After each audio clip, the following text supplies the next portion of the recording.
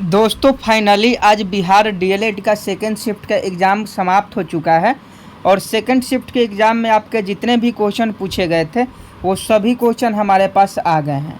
अगर आपका बिहार डीएलएड में आने वाले दिनों में एग्ज़ाम है तो आप सभी इस वीडियो में शुरू से लेकर अंत तक बने रहिएगा।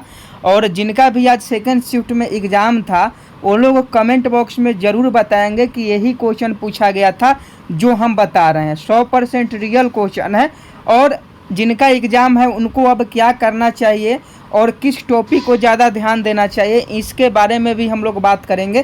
तो अगर आपका बिहार डीएलएड का एग्ज़ाम है तो आप सभी इस वीडियो में शुरू से लेकर अंत तक ज़रूर बने रहिएगा। आज का सेकंड शिफ्ट में क्वेश्चन पूछा गया था कि 5 जून को कौन सा दिवस मनाया जाता है। ये सेकेंड शिफ्ट में यानी आज 17 सितंबर के सेकेंड शिफ्ट के एग्ज़ाम में क्वेश्चन पूछा गया है। अब फर्स्ट शिफ्ट वाले बच्चे कहेंगे कि ये तो क्वेश्चन पूछा ही नहीं गया था, तो फर्स्ट शिफ्ट के एग्ज़ाम में नहीं, ये सेकेंड शिफ्ट के एग्ज़ाम में पूछा गया है। जिनका भी सेकेंड शिफ्ट के एग्ज़ाम था वो सभी इस प्रश्न को जानते होंगे। तो 5 जून को कौन सा दिवस मनाया जाता है, तो विश्व पर्यावरण दिवस मनाया जाता है। विश्व पर्यावरण दिवस 5 जून को मनाया जाता है, तो इसका सही आंसर विश्व पर्यावरण दिवस वाला ऑप्शन सही हो जाता। अगला क्वेश्चन पूछा गया था पीताम्बर का संधि विच्छेद करें। इसका पीडीएफ भी आपको मिल जाएगा, तो आप सभी पहले देख लीजिए। पीताम्बर का संधि विच्छेद करें, तो पीत जोड़ अंबर, पीताम्बर का संधि विच्छेद करने के लिए पूछा गया था, तो पीत जोड़ अंबर इसका सही जवाब हो जाता है। ABCD जो भी ऑप्शन में पीत जोड़ अंबर था वह आपका सही आंसर हो जाता है, क्योंकि पीताम्बर का जो संधि विच्छेद होता है, संधि विच्छेद का परिभाषा ही होता है कि दो वर्णों से मिलकर बनने वाले शब्द को संधि कहते हैं। संधि विच्छेद का अर्थ ही होता है उसका अलग अलग करना, तो पीताम्बर का संधि विच्छेद पीत जोड़ अंबर हो जाएगा। एक रीजनिंग का प्रश्न आया है कि 11 था, 13 था, 17 था, 19 था, 23 था। तो यहाँ ध्यान से देखिए 11 पर से कितना बढ़ा है, 11 पर से आपका 11 पर से कितना बढ़ा है, 2 बढ़ा है। 11, 12, 13, 2 बढ़ा है। 13 पर से कितना बढ़ा है, 4 बढ़ा है। उसके बाद 13 में 4 जुड़ेगा तो 17। उसके बाद 17 पर से कितना बढ़ा है, 2 बढ़ा है। तो 17 2 19, 19 पर से कितना बढ़ा है, 4 बढ़ा है। तो आप यहाँ देख पा रहे होंगे, यहाँ थोड़ा सा और हम आपको विस्तार पूर्वक समझाने का प्रयास करेंगे। यहाँ 11 लिख लीजिए, यहाँ 13, यहाँ पे 17, यहाँ पे 19 और यहाँ पे 23। तो यहाँ ध्यान समझिए, पहले 2 बढ़ाया, उसके बाद क्या किया कि 4 बढ़ाया, फिर क्या किया कि 2 बढ़ाया, फिर उसके बाद क्या किया कि 4 बढ़ाया। तो देख रहे हैं पहले 2 बढ़ रहा है, उसके बाद 4 बढ़ रहा है, फिर 2 बढ़ा, फिर 4 बढ़ा। तो अब की बार क्या बढ़ेगा, तो ये अब की बार फिर 2 बढ़ेगा, तो 23 के बाद क्या हो जाएगा, 25 हो जाएगा। तो यहाँ 25 हो जाता है। ABCD जो भी ऑप्शन में आपका 25 था वह आपका बिल्कुल सही आंसर हो जाएगा। देखिए जो लोग फर्स्ट बार एग्ज़ाम देने जा रहे हैं कोई भी कॉम्पिटिटिव एग्ज़ाम का या ऑनलाइन एग्ज़ाम कंप्यूटर के माध्यम से, उन लोगों को घबराना नहीं है। वहाँ आपके एग्ज़ाम सेंटर पर वहाँ बताने वाले आपको रहेंगे। कोई भी दिक्कत होता है आप तुरंत उनसे पूछ सकते हैं, वो आपकी जो भी समस्या हो समाधान कर देंगे। ये डरने वाला बात नहीं है, ऑफलाइन वाला नहीं है कि वहाँ एग्ज़ाम सेंटर से बाहर निकाल देंगे, ये कर देंगे वो कर देंगे पूछने पर, ऐसा कुछ नहीं है। कोई भी दिक्कत हो या पानी पीना हो या वहाँ पेन आपके पास नहीं है, कोई भी दिक्कत हो, आप वहाँ के जो भी स्टाफ रहते हैं ऑनलाइन मैनेजमेंट वाले, उनसे आप मांग सकते हैं, पूछ सकते हैं। घबराना नहीं है और एग्ज़ाम सेंटर पर एकदम शांत होकर एग्ज़ाम देना है। अगला क्वेश्चन पूछा गया था कि सोपान कृषि होती है। सोपान कृषि होती है, तो सोपान कृषि उत्तराखंड राज्य में होती है। सोपान कृषि कहाँ होती है, उत्तराखंड राज्य में होती है। तो उत्तराखंड वाला ऑप्शन ABCD जो भी था बिल्कुल सही आंसर हो जाता। एक और रीजनिंग का क्वेश्चन था, ये देख लीजिए। ड्रा का वार्ड लिखा है तो ट्रैप का क्या लिखाएगा। तो यहाँ कल भी ऐसा इस टाइप का कल भी एक क्वेश्चन था और आज भी है, मतलब हर शिफ्ट में इस टाइप का क्वेश्चन पूछा जा रहा है। तो आपको ध्यान में रखना होगा। यहाँ देख लीजिए, लास्ट से देखिए, W का W लिख दिया है, A का A लिख दिया है, R का R लिख दिया है और D का D लिख दिया है। समझे कि नहीं। तो यहाँ P का पहले P लिख देंगे, उसके बाद A के जगह पर फिर A लिख देंगे, उसके बाद R है तो R लिख देंगे, उसके बाद T है तो T लिख देंगे, तो पार्ट हो जाएगा। तो इसका मतलब ट्रैप के बाद क्या आ जाता, पार्ट आ जाता। पार्ट अगर ऑप्शन में था PART, तो तो यह आपका बिल्कुल सही जवाब हो जाएगा।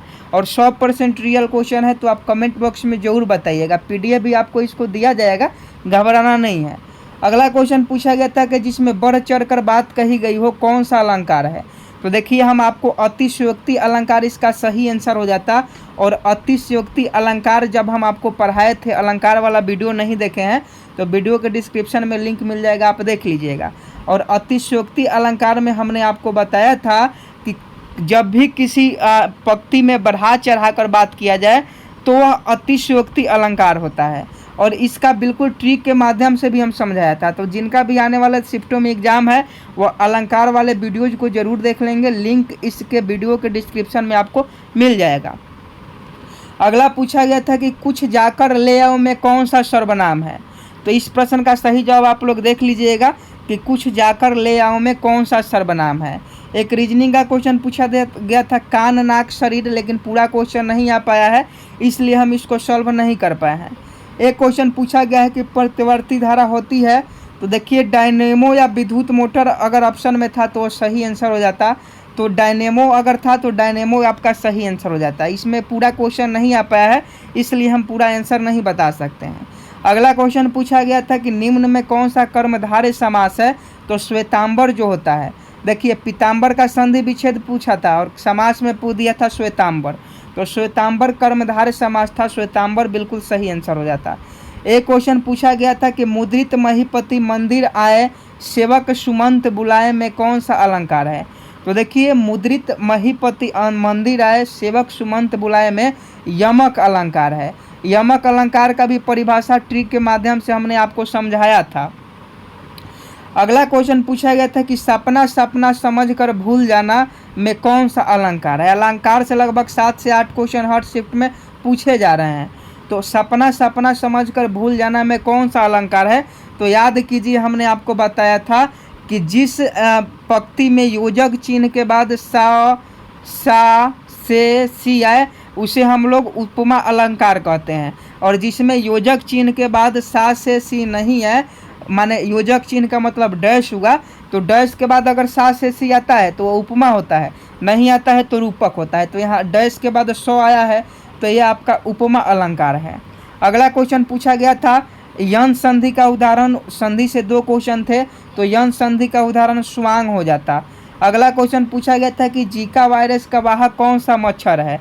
तो जीका वायरस का जो वाहक होता है वह एडिस मच्छर होता है। एडिस मच्छर जीका वायरस का वाहक होता है। एक क्वेश्चन पूछा गया था कि महात्मा गांधी दक्षिण अफ्रीका से भारत कब लौटे। तो 9 जनवरी 1915 को महात्मा गांधी दक्षिण अफ्रीका से भारत लौटे थे और 9 जनवरी को ही प्रवासी दिवस के रूप में मनाया जाता है, आपको याद रखना होगा। और आगे क्वेश्चन पूछा गया था, देखिए सेकंड शिफ्ट में जितने भी क्वेश्चन पूछे गए थे लगभग सभी क्वेश्चन आपको हम करवाएंगे। अगला क्वेश्चन पूछा गया था दांतों का डॉक्टर कौन सा दर्पण का उपयोग करता है। तो देखिए, दांतों का जो डॉक्टर होता है वह अवतल दर्पण का उपयोग करता है। अवतल दर्पण का उपयोग करता है दांतों का डॉक्टर। एक क्वेश्चन पूछा गया था चुंबकीय आघूर्ण का मात्रक है। तो देखिए, चुंबकीय आघूर्ण का जो मात्रक है वह टेस्ला है। टेस्ला चुंबकीय आघूर्ण का मात्रक होता है, तो टेस्ला बिल्कुल सही जवाब हो जाता। अगला क्वेश्चन देख लीजिए, भोजन का पाचन मुख्यतः कहाँ से प्रारंभ होता है। तो मुँह से होता है। भोजन का पाचन मुख्यतः जो होता है वह मुंह से प्रारंभ होता है। देखिए, अगर एग्जाम में आप समय से पहले अगर सभी क्वेश्चन को सॉल्व कर देते हैं तो आप रफ पेपर पर क्वेश्चन लिखकर बाहर लेते आइएगा, ताकि आने वाले शिफ्टों के बच्चों को ज़्यादा बेनिफिट हो सके। जो रफ कागज़ मिलता है उसका 1 पेज फाड़ लीजिएगा और उसी पर पूरा क्वेश्चन लिख लीजिएगा और आप हमें इस नंबर पर सेंड कीजिएगा 8578013783। इस नंबर पर आप सेंड कीजिएगा। जहिया भी आपका एग्ज़ाम है, एग्ज़ाम से निकलते ही जो भी क्वेश्चन याद हो आप हमें ज़रूर सेंड कीजिएगा, ताकि जैसा आपको बेनिफिट मिल रहा है वैसे ही आपके बाद आने वाले शिफ्टों के बच्चों को बेनिफिट मिले। अगला क्वेश्चन पूछा गया था हाइड्रोलिक ब्रेक किस सिद्धांत पर कार्य करता है। तो देखिए, हाइड्रोलिक ब्रेक जो होता है वह पास्कल के नियम पर कार्य करता है। दाब का ऐसा ही मात्रक पास्कल होता है, यह भी पूछा है। एक मैथ का बहुलक का क्वेश्चन था। क्वेश्चन अब गलत है कि सही है देख लीजिएगा। 8, 6, 9, 4 x 12 का बहुलक दिया हुआ था और उसमें x का मान निकालना था, तो इसे आप लोग देख लीजिएगा। ये क्वेश्चन पूछा गया था कि यदि a के पिता b हैं, यहाँ रीजनिंग का क्वेश्चन है, देख लीजिएगा। यदि a के पिता b हैं मतलब बी को किसके पिता है, ए के बी पिता है, इसके कौन है, ये पिता है, ध्यान से समझिएगा। बी ए के पिता है, सी ए की माँ है, ये सी जो है ए की क्या है, माँ है, मतलब बी और सी क्या हुए, पति पत्नी हुए। अब यहाँ से समझिएगा, डी जो है सी की बेटी है, डी कौन है, डी जो है वह सी की क्या है, बेटी है। उसके बाद आगे समझिए, तो बी सी का कौन है, तो बी जो है वह सी का कौन है, तो बी सी का पति है। बी सी का कौन है, तो बी जो है सी का पति है। तो पति वाला, हस्बैंड वाला ऑप्शन अगर था तो वो सही आंसर हो जाता। अगला क्वेश्चन पूछा था, श्वेत रक्त कणिकाओं का निर्माण कहाँ होता है, अस्थि मज्जा में होता है। रीजनिंग में थोड़ा सा दिमाग लगाइए और फुल नंबर पाइए। रीजनिंग का कॉन्सेप्ट अगर थोड़ा सा भी आपको मालूम है तो आप अच्छा मार्क्स ला सकते हैं। पालक के पत्तियों में कौन सा विटामिन पाया जाता है, ऑप्शन ए नहीं, विटामिन ए पाया जाता है। हालांकि आयरन भी पाया जाता है, लेकिन अब आपके ऑप्शन में क्या था ये तो आप ही जानते हैं। भारत में गेहूं का सबसे बड़ा उत्पादक राज्य पूछा था तो उत्तर प्रदेश हो जाता। और प्राथमिक सेल का दूसरा नाम क्या था, तो शुष्क सेल। और हुंडरू का जलप्रपात किस नदी पर है, तो स्वर्णरेखा नदी पर। और किस कवि को भारतीय आत्मा के नाम से जाना जाता है, माखन लाल चतुर्वेदी को। तो देखिए, जितने भी क्वेश्चन आपके एग्जाम में पूछे गए हैं, हमारी पूरी कोशिश रही है कि हम आपको 100% रियल क्वेश्चन करवाएं, और 100% रियल क्वेश्चन भी है। ये सभी जो क्वेश्चन आपको दिखाई दे रहे हैं ये सभी रियल क्वेश्चन है, और रियल है तो आप कमेंट बॉक्स में ज़रूर बताइएगा। और जितने लोग भी वीडियो को देख रहे हैं उनसे रिक्वेस्ट है कि आप इस चैनल पर ऐसे ही प्यार बनाए रखें, आप इस चैनल को सपोर्ट करें, क्योंकि आपके हम साथ खड़े हुए हैं। और जितने भी लोग हैं अभी तक चैनल को सब्सक्राइब नहीं किए हैं तो फटाफट चैनल को सब्सक्राइब कर बेल आइकन को प्रेस जरूर कर देंगे, ताकि आने वाले शिफ्ट 2 का एनालिसिस आपको समय से मिल सके। मिलता है नेक्स्ट वीडियो में, तब तक के लिए जय हिंद, जय भारत।